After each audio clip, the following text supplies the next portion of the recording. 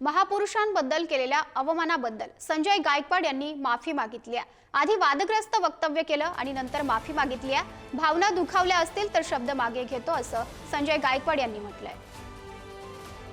तुम्हाला जगामध्ये टिकायचं असेल तर सगळ्या भाषा अवगत आल्या पाहिजे।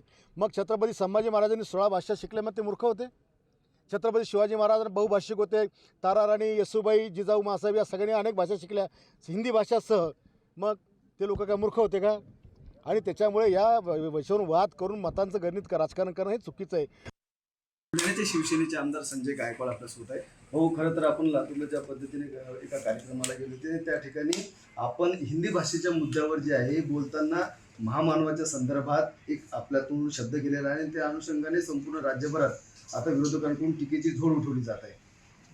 बघा, मी लातूरला ज्या मदतीच्या भावनेने घेतलो आणि पत्रकारांनी हिंदी आणि मराठीच्या मुद्द्यावर मला प्रश्न विचारला आणि राज्यामध्ये ज्या विषयावर वाद चालू आहे परप्रांतीय आणि मराठी माणसाचा, तर मी त्यांना हेच सांगितलं की छत्रपती संभाजी राजांना 16 भाषा अवगत होत्या, त्यांचं 16 भाषेत प्रभुत्व होतं।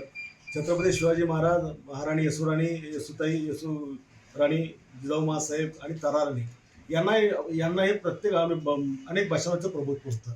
आणि म्हणून मी त्याला प्रश्नार्थक आणि उद्गारवाचक प्रतिप्रश्न केलेला आहे की मग हे या लोकांनी हे कशा करता केलं, आणि मग माझ्या या शब्दाचा विपर्यास करून केला गेला आणि विरोधकांनी विनाकारण त्याला हवा द्यायचा प्रयत्न केला। विरोधकांनी तर कधी संभाजी महाराजांची जयंती पण काढली नाही। मी 40 वर्षापासून संभाजीराजांची जयंती महाराष्ट्रातली सगळ्यात मोठी देशातली मी इकडे काढतो।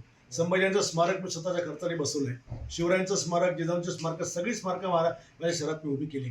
त्याच्यामुळे संभाजी महाराजांचा आणि शिवरायांचा आदर अनादर मला कोणी शिकवण्याची आवश्यकता नाहीये। पण चुकून जो शब्द उद्गारवाचक किंवा प्रश्नाच्या ह्याच्यात गेला, ज्याचा विपर्यास केला गेला, तो शब्द मी सन्मानपूर्वक मागे घेत आहे। त्याच्यामुळे ज्या काही शिवभक्ताच्या भावना दुखावल्या जात होत्या, त्यामुळे मी माझा शब्द मागे घेत आहे। दिलगिरी व्यक्त करा शिवभक्तांची, शब्द मागे घेणं दिलगिरी व्यक्त करणं एकच आहे। नक्कीच या ठिकाणी जर आपण पाहिलं तर अनावधानाने जो काय तो शब्द तोंडून निघून गेला आणि त्यामुळे ज्या शिवभक्तांच्या भावना दुखावल्या गेल्या त्यांची दिलगिरी आणि तो शब्द देखील मागे घेत असल्याचं या ठिकाणी संजय गायकवाड यांनी सांगितलेलं आहे। संदीप वानकडे, पुढारी न्यूज, बुलढाणा।